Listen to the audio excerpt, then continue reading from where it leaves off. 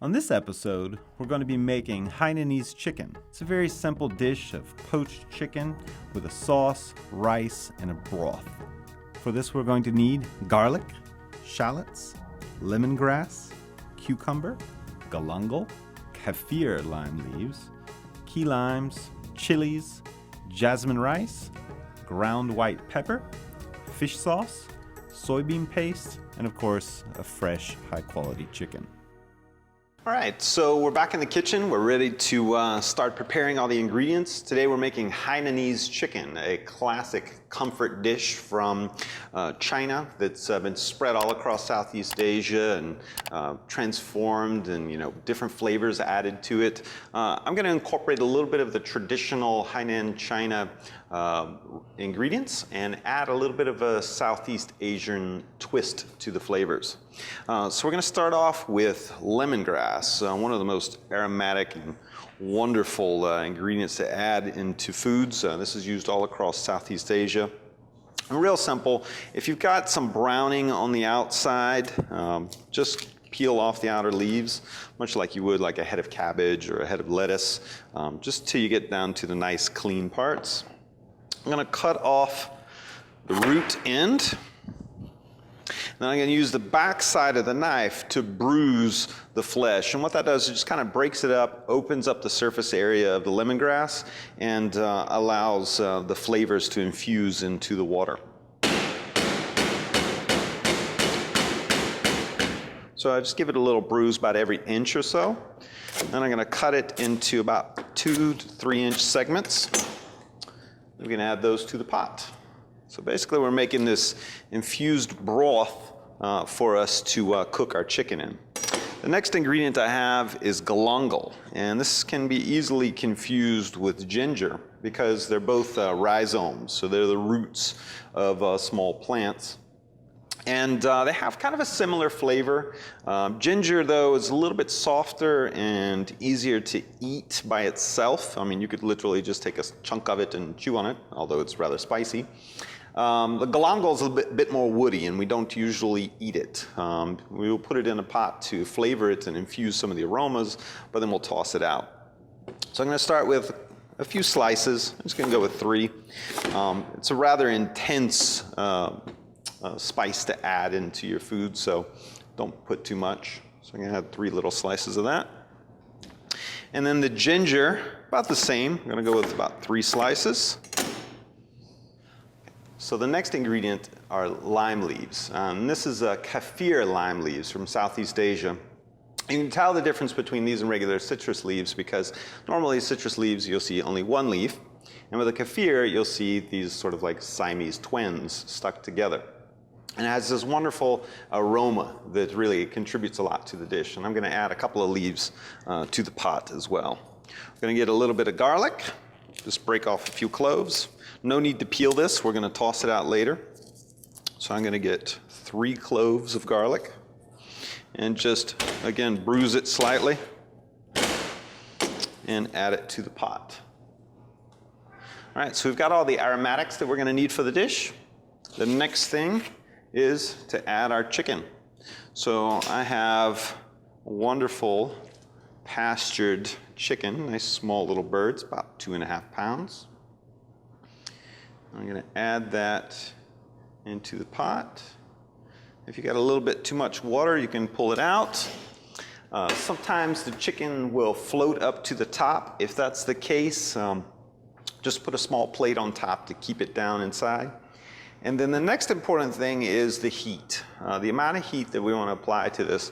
We want to keep this on a very, very gentle poach. Most birds will take about 1.5 hours for them to cook completely. So we want to keep this on a nice, gentle heat throughout the cooking process. For the sauce, we're going to start with a little bit of fresh ginger. Just going to cut off the end. And again, use my knife to peel back the skin. And you can already smell those wonderful aromas. All right. I'm going to slice the ginger into about 1/8 of an inch thick slices. And then dice it into about 1/8 of an inch or a fine dice. Don't want it to completely disappear, but you want it small enough where it's palatable.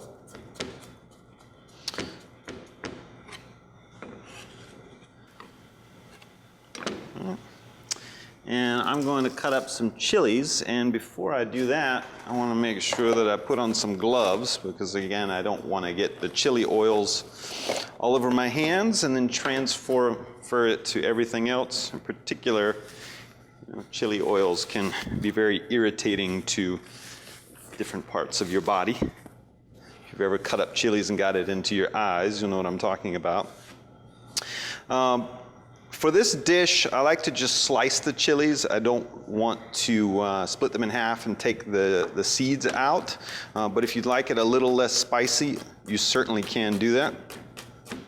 I prefer the heat of this dish. And I'm using Thai chilies for this one, but you can use any sort of a spicy chili that you like, as hot as you want it. I've even used dried chilies, like chili de árbol, when I didn't have any fresh.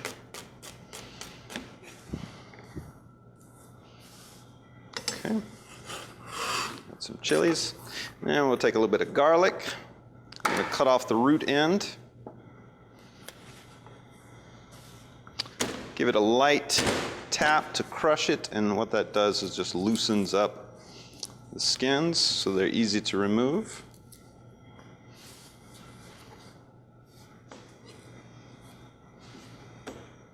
Smash it with the side of my knife, and that just makes it a little bit easier to mince.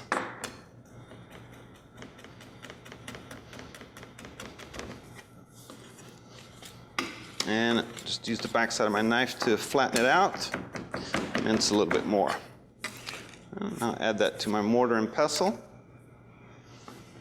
And then we'll mince up a little shallot to add to that as well. Just cut off the ends, split it in half, and peel it.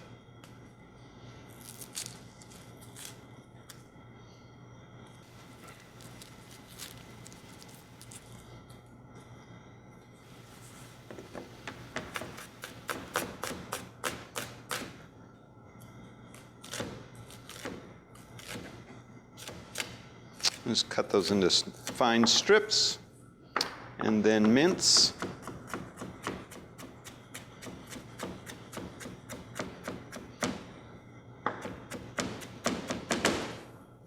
All right, and we'll add that to the mortar and pestle along with the garlic. Now we're going to add a little bit of fermented soybean sauce. You can find this in Southeast Asian markets. There are different versions of this from different countries. One time I didn't have any at all, but I had some miso paste and I used that as well, and it works quite wonderfully. But basically you need some fermented soy, either intact or in a paste. All right, we'll add the chilies and ginger.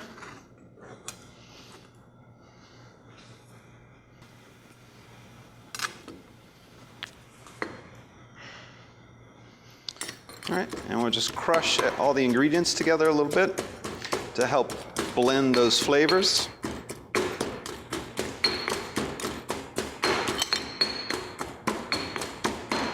You don't have to completely pulverize the ingredients, but just break them up a little bit.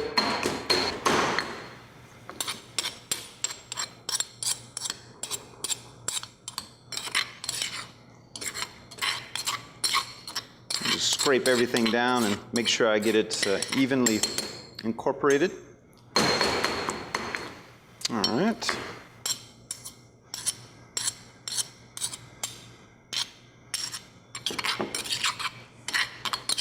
That looks good.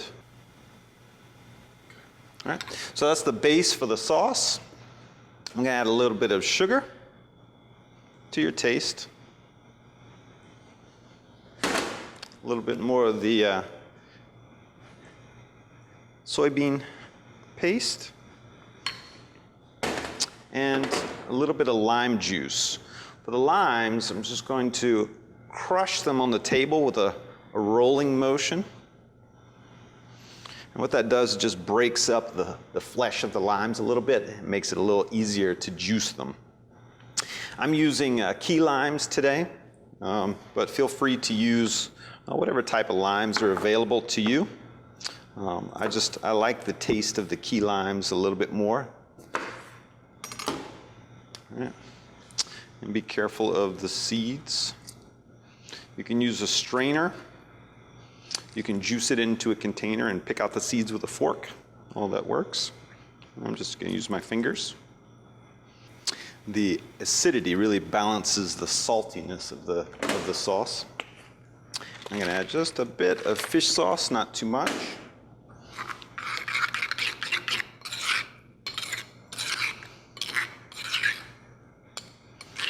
And there we have it.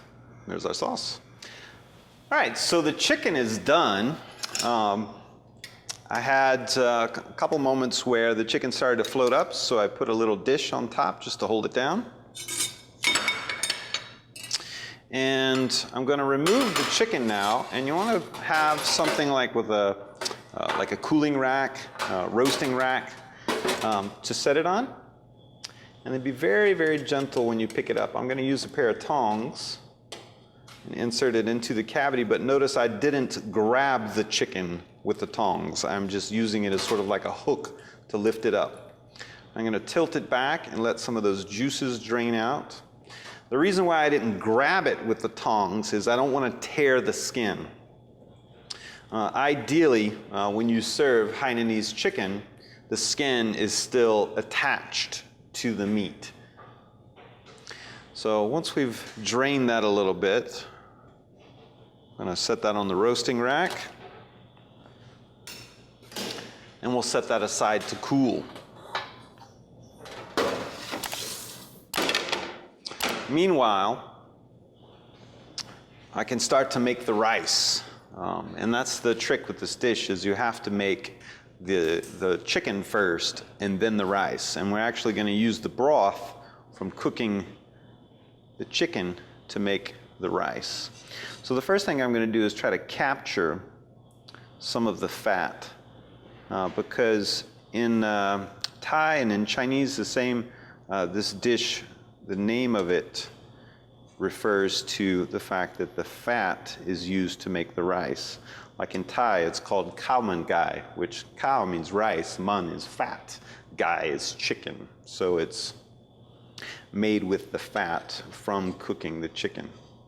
So you don't use vegetable oil or anything else like that. Of course, if you had some fat left over from like roasting a chicken, you could use that. Now, when I ladle it off like that, what ends up happening is that there's some of the stock comes with the fat as well. So what I'm going to do is put it on the stove with a gentle heat, and I'll let that cook until all of the liquid is gone, and I'm just left with the fat. And then I can start to cook with it. Now, you want to be careful with this and use a gentle, low flame, because with all that liquid and fat together in the pan, it's going to have a tendency to splatter. If you have a splatter guard, you can certainly use that. But the main thing is just keep it on a low heat. The higher the heat, the more it's going to splatter. And try to get as much of the fat off as you can with as little of the stock as possible. Just make your wait to cook off the liquid much shorter. You can use your sense of hearing to keep an eye on this. If it's really loud, turn it down. You want to keep it on just a gentle bubble. While that is simmering away, I'm going to strain all my aromatics out of my stock.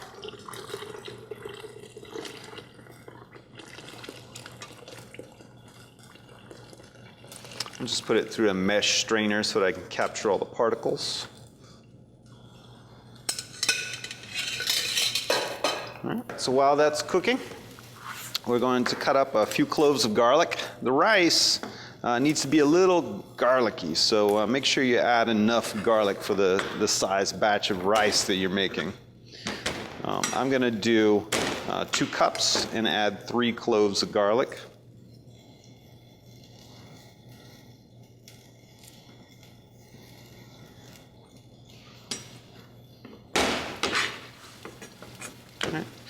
Just mince that up pretty fine.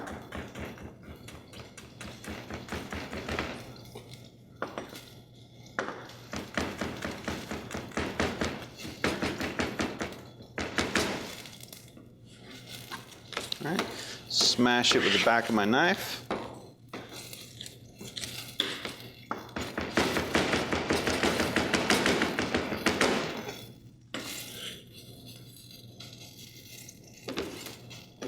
And we got a shallot.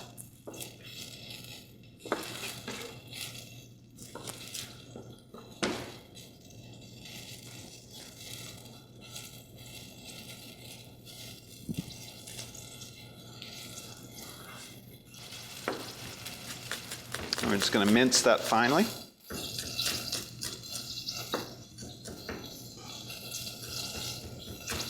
Right at the end, when the liquid from the fat is almost completely gone, you'll notice that it suddenly starts to get louder again, and this is the most dangerous point, when it tends to splatter the most. It's one of the reasons why when chefs are cooking in the kitchen, we usually have on long sleeves, because it helps with splattering. Like I said, if you have a splatter guard, you can certainly use that. But otherwise, just control your heat and keep it nice and low. At this point, all the liquid is almost completely gone. Because there's still some splattering, you know that there is still some water there. But with the water dissipating, you're left with some of the concentration of what was in the stock. And you want to be real careful that that doesn't burn. I'm starting to get into a nice shade of brown, and that's about where I want to stop it. So at this point, I'm going to add my garlic. And I'm just going to let that turn a light shade of golden, not too dark. Garlic tends to get really bitter fast, so I'm just looking for a light shade of golden. And that's good. I'm going to add the shallots.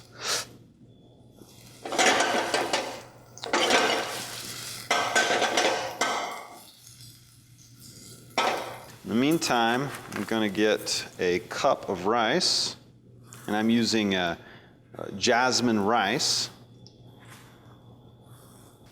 which is very aromatic and a very white rice.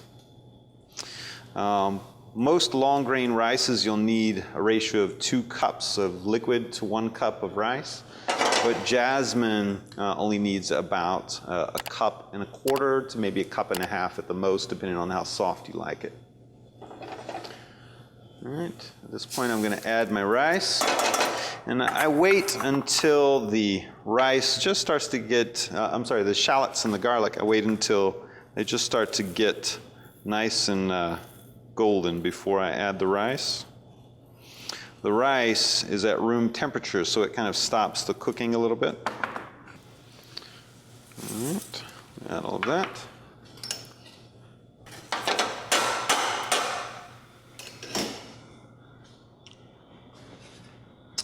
And in the meantime, I'm going to get some stock ready.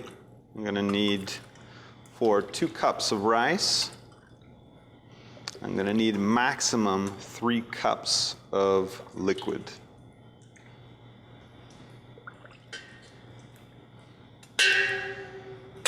If you run out of stock, you can always use a little bit of water.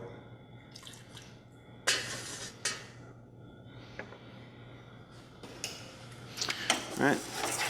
And at this point, you'll start to notice that some of the rice starts to change colors. It goes from this translucent to opaque.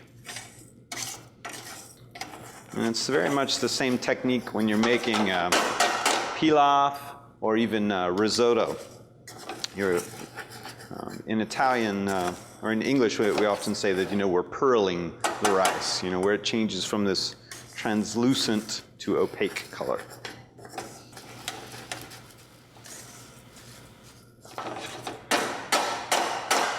Okay. I'm going to add my first cup of stock.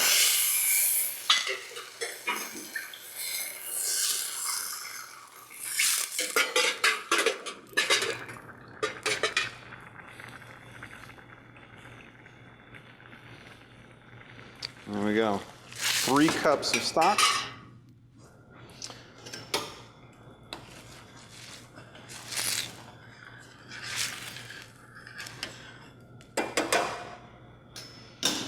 All right, we're going to turn the heat up and we're going to bring that to a full boil.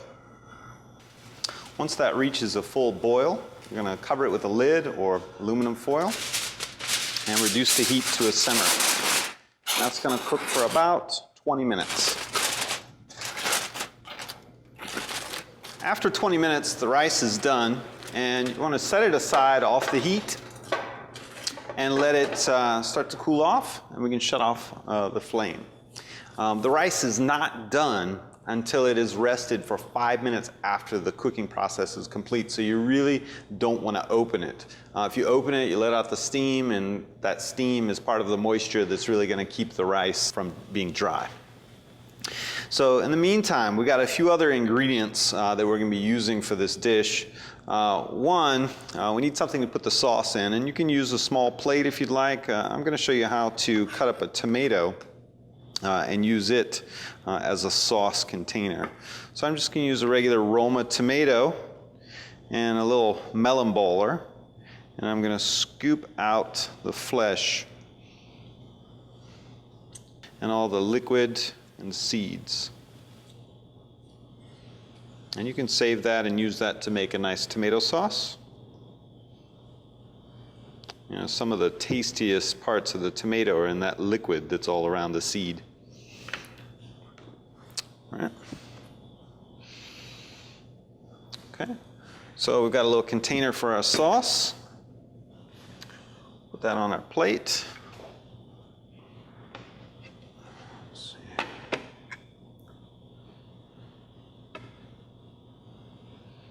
And add a little bit of sauce to it.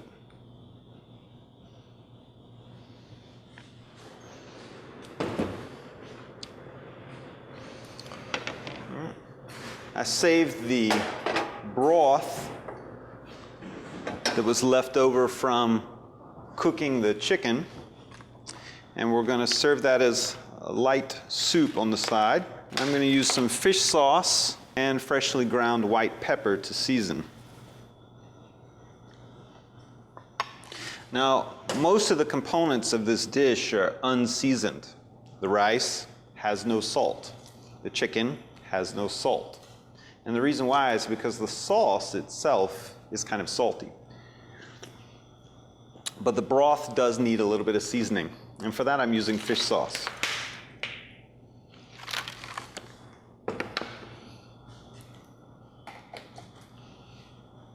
And it's nice if the soup is, the broth itself is really, really hot when you serve it. So I bring it up to a nice boil. The chicken, however, can be at room temperature, and that's perfectly fine.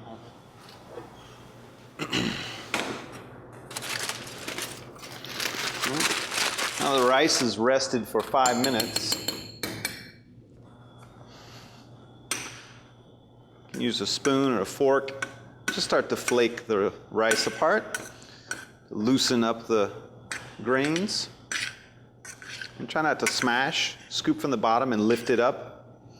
If you have some chunks that need to be broken apart, just come up from beneath them and shake them loose. You can smell all that garlic. All right. So we can start our plate up. Just going to take a little bit of the rice.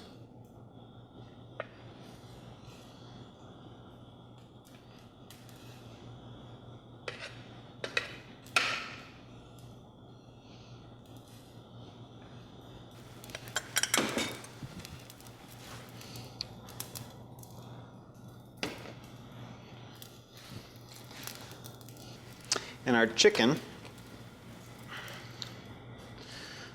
going to cut it up. And the first thing I do is I separate the legs and thighs from the breast.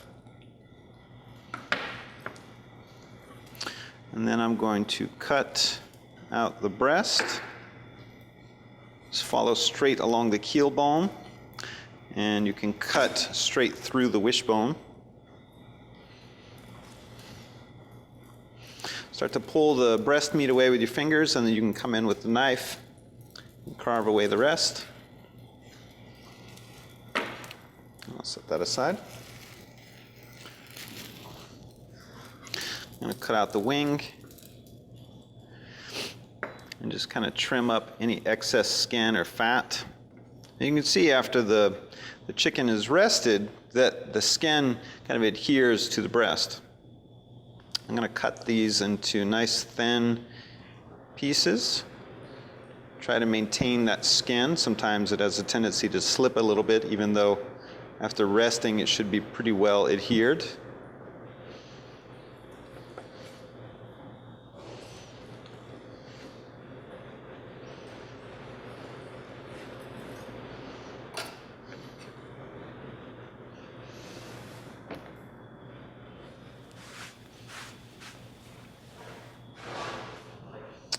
All right, a little bit of cucumber.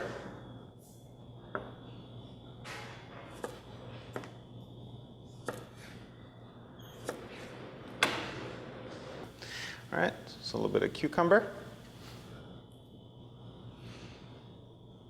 Some fresh cilantro. A few extra chilies if things aren't quite hot enough.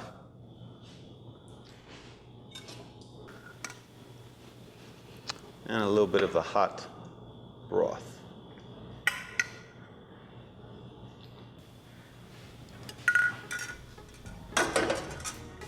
There we are, Hainanese chicken.